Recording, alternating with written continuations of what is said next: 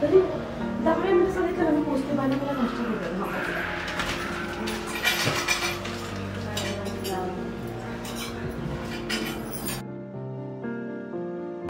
अगं अगं मिथिला, हळू ना, हळू जरासं हळू खा. अगं अगं मिथिला जरा सावकाश. किती काय करशील बरं, ठसका लागेल ना मला तुला. अगोदर मला खूप उशीर झाला आहे तुला. हो माहित आहे. आणि अगं मला जाऊन नाही द्यायचा. एक घास एक घास एक एक एक बस बस बस निघते. पाणी पाणी घे, पाणी घे थोडंसं. हो हो.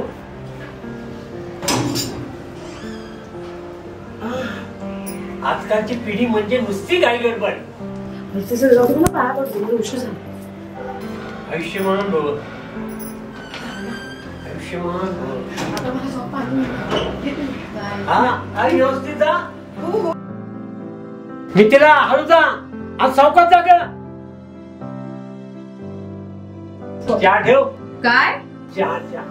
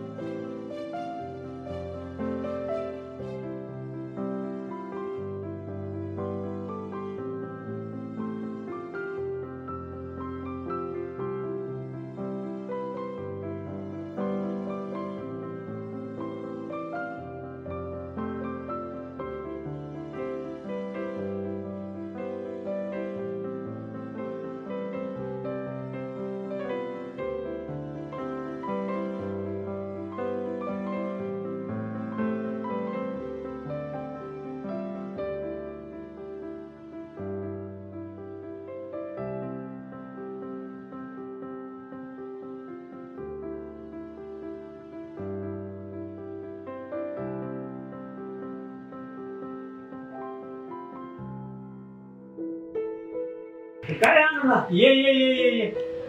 अरे कसाच मित्रा? काय बस मजेत. अरे मित्राला काय बसाय बिसाय सांगशील का नाही? अरे बस की आपलं घरी. तू विसरलास की काय? काय रे? अरे आपल्या मित्रीला स्थळ आले. काय म्हणतो? आणि विशेष म्हणजे मुलगा एकुलता एक आहे आणि घरची सगळी सगळी सरकारी खात्यात रिटायर आहे. छानच की मग. पाणी घ्या. आनंदा छान आहे सर्व, पण भीतीला तर सर्व माहिती आहे ना. हो रे बाबा, मी तिला लहानपणापासून ओळखतो. अरे या अंगा खांदा खेळलोय तिला मी.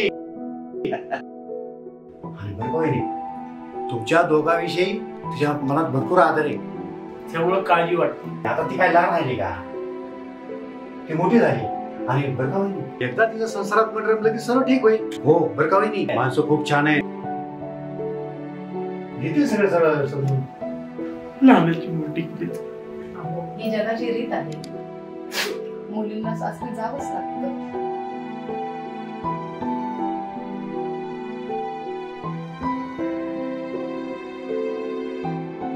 तुझी जर काय हरकत असेल तुम्ही लग्न जमून टाकतो.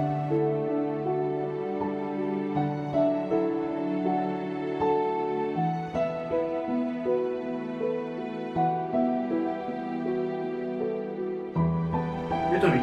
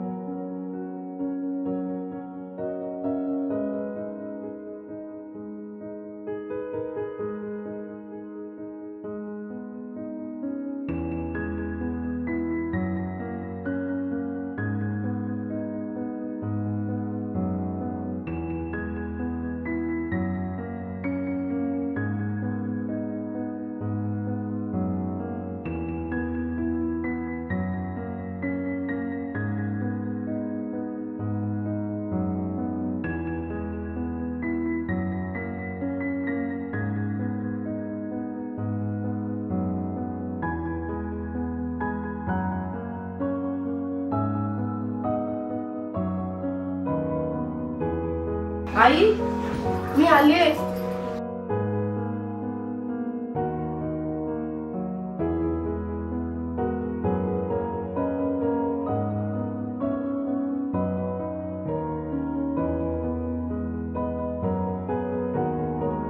मिथिला, काय झालं ग बाळा?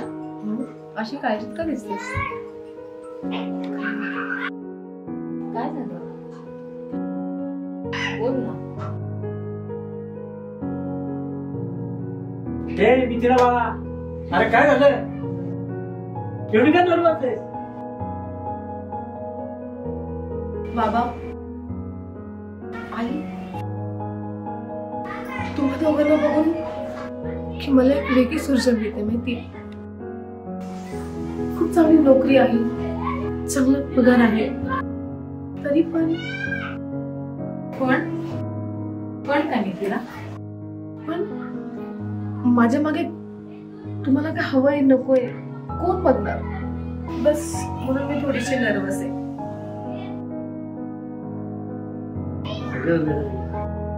असलं कसला विचार करतीस? अगं तुझ्या आदर्श माता जिजाऊ सावित्रीबाई फुले, रमाई माता, फातिमा शेख आता एकदा तुझे हात पुळे केले की झालं, आहे की नाही? हो ना. हा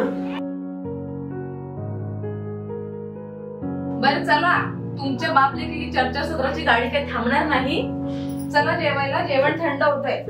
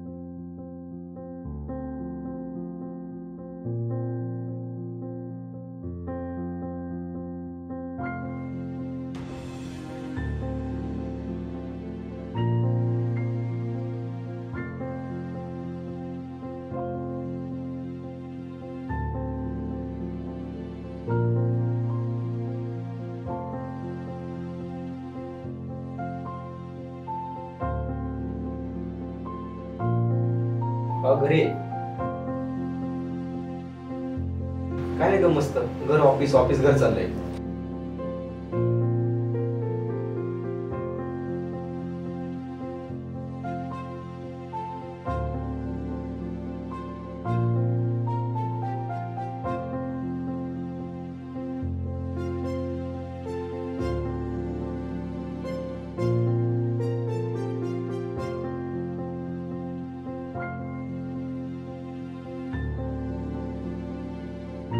एवढे पैसे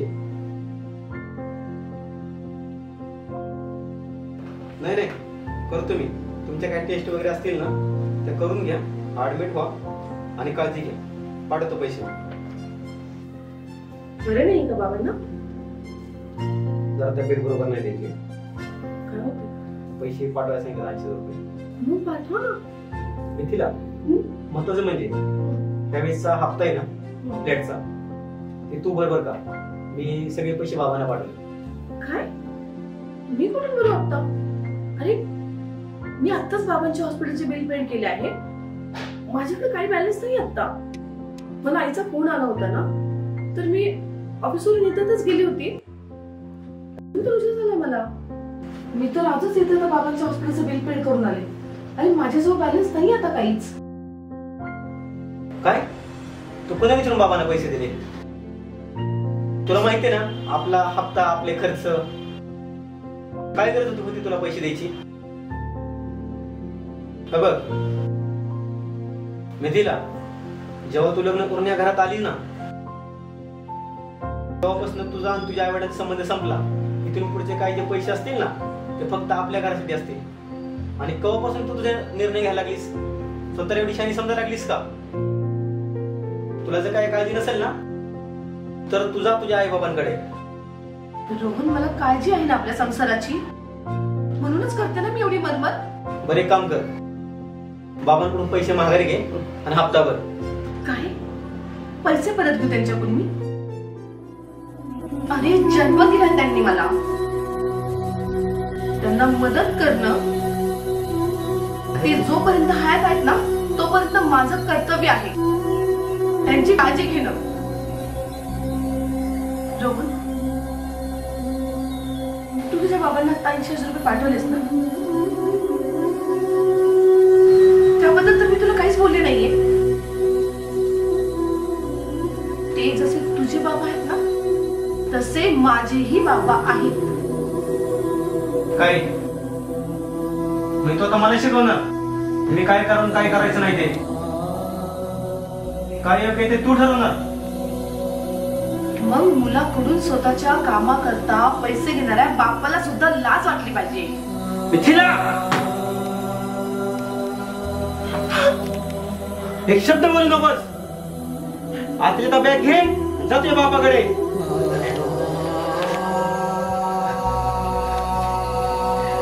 ज्या माणसाला फक्त स्वार्थ दिसतो ना, त्या माणसाजवळ मलाही राहायचं नाही एक क्षण सुद्धा. ज्याला फक्त माझा पैसा हवाय, माझे जन्मदाते नकोय. निघते मी इथून आत्ताच्या आत्ता लगेच. निघा आता. मी माझ्या बाबांबद्दल एक शब्द ऐकून घेणार नाही. निघा आताच्या आता घरी.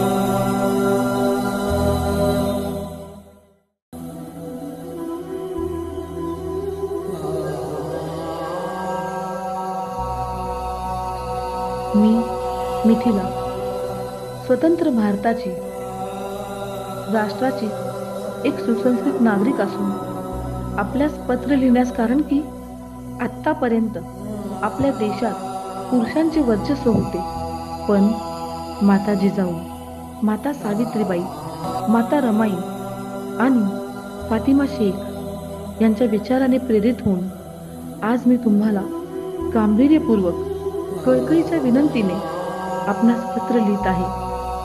त्याला कारणही तसेच महत्त्वाचे आहे. जगातील प्रत्येक व्यक्तीला स्वतःच्या इच्छेने जगण्याचा तसेच अन्यायाविरुद्ध बंड करण्याचा अधिकार आहे. पण हे पत्र लिहिताना मला खूप वेदना आणि दुःख होत आहे. मी माझ्या अधिकाराबाबत वाच्यता केली, ज्यामुळे मला माझे सासर सोडावे लागत आहे. आपल्या देशामध्ये एखाद्या स्त्रीने तिच्यावर होत असलेल्या अन्यायाविरुद्ध आवाज किंवा बंड करण्याचा प्रयत्न केला की तिचा आवाज दडपला जातो, तिला समाज बदनाम करण्याचा प्रयत्न करतो.